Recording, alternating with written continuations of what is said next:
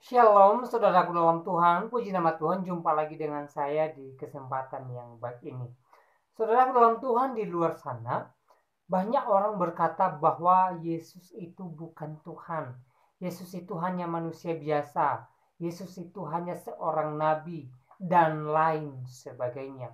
Saudaraku dalam Tuhan, apapun kata mereka terhadap Tuhan Yesus, itu sih terserah mereka. Tetapi Alkitab sudah mencatat bahwa Yesus adalah Tuhan. Bahkan banyak ayat Alkitab yang membuktikan bahwa Yesus itu memang benar Tuhan dan Juru Selamat.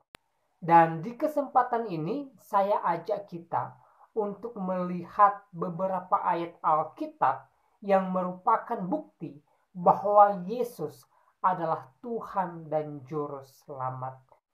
Saudara dalam Tuhan, mari kita sama-sama lihat cuplikan video yang satu ini, di mana di dalamnya beberapa ayat Alkitab yang membuktikan bahwa Yesus adalah Tuhan dan Juru Selamat dan akan datang ke dunia ini untuk menjadi hakim yang adil bagi setiap orang yang percaya kepadanya.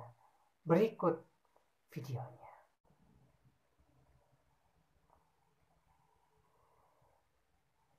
Ketika Yesus meninggalkan rumah Tuhan, pengikut-pengikutnya datang kepadanya dan menunjuk ke bangunan-bangunan rumah Tuhan itu. Yesus berkata kepada mereka, "Apakah kalian melihat semuanya itu? Ketahuilah, tidak ada satu batu pun dari bangunan-bangunan itu akan tinggal tersusun pada tempatnya. Semuanya akan dirobohkan." Kemudian Yesus pergi ke Bukit Zaitun, dan sedang ia duduk, pengikut-pengikutnya datang untuk berbicara dengan dia secara pribadi. "Beritahukan kepada kami kapan semuanya itu akan terjadi," kata mereka kepadanya. "Tanda-tanda apakah yang menunjukkan kedatangan Bapa dan akhir zaman?" Yesus menjawab, "Waspadalah, jangan sampai kalian tertipu. Sebab banyak orang akan datang dengan memakai namaku dan berkata, 'Akulah Raja Penyelamat.' Mereka akan menipu banyak orang. Kalian akan mendengar bunyi-bunyi pertempuran dan berita-berita peperangan. Tetapi jangan takut, sebab hal-hal itu harus terjadi. Tetapi itu tidak berarti bahwa sudah waktunya kiamat. Bangsa yang satu akan berperang melawan bangsa yang lain, dan negara yang satu akan menyerang negara yang lain. Di mana-mana akan terjadi bahaya kelaparan dan gempa bumi. Semuanya itu baru permulaan saja, seperti sakit yang dialami seorang wanita pada waktu mau melahirkan. Kemudian kalian akan ditangkap dan diserahkan untuk disiksa dan dibunuh. Seluruh dunia akan membenci kalian karena kalian pengikutku. Pada waktu itu banyak orang akan murtad dan mengkhianati serta membenci satu sama lain. Banyak nabi-nabi palsu akan muncul dan menipu banyak orang. Kejahatan akan menjalar sebegitu hebat sampai banyak orang tidak dapat lagi mengasihi. Tetapi orang yang bertahan sampai akhir akan diselamatkan. Dan kabar baik tentang bagaimana Allah memerintah akan diberitakan ke seluruh dunia, supaya semua orang mendengarnya. Sesudah itu barulah datang kiamat. Kalian akan melihat kejahatan yang menghancurkan seperti yang dikatakan oleh Nabi Daniel, berdiri di tempat yang suci. Pada waktu itu, orang yang berada di Yudea harus lari ke pegunungan. Orang yang berada di atas atap rumah jangan turun untuk mengambil sesuatu dari dalam rumah. Orang yang berada di ladang jangan kembali untuk mengambil jubahnya. Alangkah ngerinya hari-hari itu bagi wanita yang mengandung dan ibu yang masih menyusui bayi. Berdoalah supaya jangan sampai kalian harus lari pada musim hujan atau pada hari Sabat. Pada hari-hari yang mengerikan itu akan ada kesusahan besar seperti yang belum pernah terjadi sejak permulaan dunia sampai saat ini, dan tidak pula akan terjadi lagi. Sekiranya Allah tidak memperpendek waktunya, maka tidak ada seorang pun yang selamat. Tetapi karena umatnya, Allah memperpendek masa itu. Pada waktu itu kalau ada seorang berkata kepada kalian, "Lihat, Raja Penyelamat itu ada di sini," atau "Ia ada di situ," janganlah percaya kepada orang itu. Sebab akan muncul penyelamat-penyelamat palsu dan nabi-nabi palsu. Mereka akan mengerjakan perbuatan-perbuatan yang luar biasa dan keajaiban-keajaiban untuk menipu, kalau mungkin, umat Allah juga. Jadi ingatlah, aku sudah memberitahukannya kepada kalian lebih dahulu sebelum hal itu terjadi.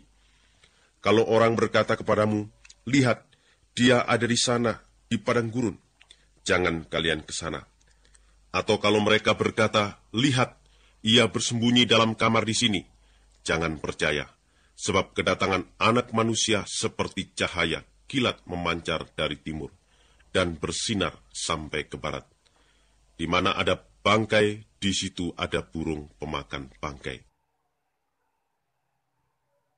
Tidak lama sesudah kesusahan masa itu, matahari akan menjadi gelap dan bulan tidak lagi bercahaya.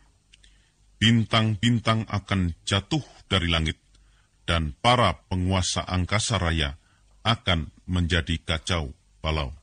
Sesudah itu tanda Anak Manusia akan kelihatan di langit. Pada waktu itu semua bangsa di bumi akan menangis. Mereka akan melihat Anak Manusia datang di atas awan dengan kuasa dan kemuliaan yang besar. Trompet besar akan dibunyikan, dan Anak Manusia akan menyuruh malaikat-malaikatnya mengumpulkan umatnya dari keempat penjuru bumi, dari ujung langit yang satu sampai ujung langit yang lain. Ambillah pelajaran dari pohon ara. Kalau ranting-rantingnya hijau dan lembut, dan mulai bertunas, kalian tahu bahwa musim panas sudah dekat. Begitu juga kalau kalian melihat hal-hal itu terjadi, kalian tahu bahwa waktunya sudah dekat sekali. Ketahuilah, hal-hal itu akan terjadi sebelum orang-orang yang hidup sekarang ini mati semuanya.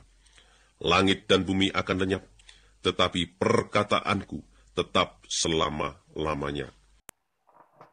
Baik, saudara Tuhan, di cuplikan video tadi kita boleh mendengarkan beberapa ayat firman Tuhan, yang mana di dalam ayat-ayat firman Tuhan tadi, ya, menceritakan atau menuliskan bahwa Yesus adalah Tuhan dan Juru Selamat.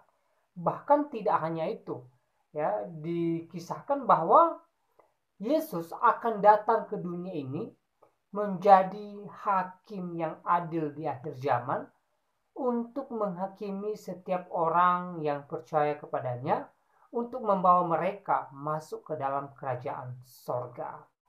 Saudara, beberapa ayat di video tadi merupakan jawaban bagi orang-orang di luar sana yang pernah berkata bahwa Yesus itu bukan Tuhan, Yesus itu manusia biasa, Yesus itu hanya seorang nabi, dan lain sebagainya. Saudara, ketika Yesus datang ke dunia ini, ya, di kurun waktu kurang lebih 3,5 tahun, ya, dia sudah membuktikan bahwa dirinya itu ilahi dengan banyak mujizat yang dia lakukan, saudara dalam Tuhan. Bahkan orang mati pun dia bangkitkan, yaitu seorang Lazarus yang sudah 3 hari dikubur, dan ketika Yesus memanggilnya keluar dari kuburan, maka Lazarus keluar dan hidup kembali. Dan kalau kita melihat juga bagaimana Yesus menyelesaikan persoalan dosa manusia dengan Tuhan melalui jalan salib, di mana dia disalib, ya, mati, dan di hari ketiga dia bangkit, dan tidak hanya itu, dia kembali ke dalam kerajaan sorga. Ini juga merupakan bukti bahwa Yesus berkuasa atas maut. Karena kenapa?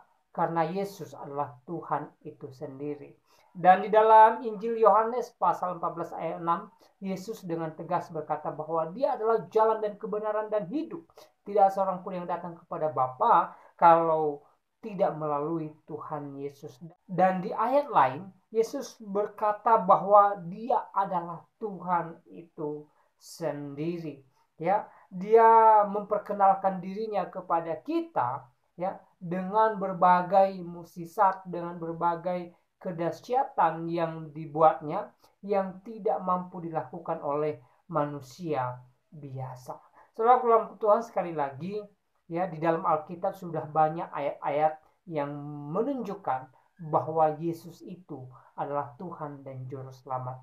Jadi semoga ayat firman Tuhan tadi menjadi berkat bagi kita, menguatkan iman kita, dan membuat kita semakin teguh di dalam Tuhan, sukacita kita semakin besar di dalam Tuhan Yesus.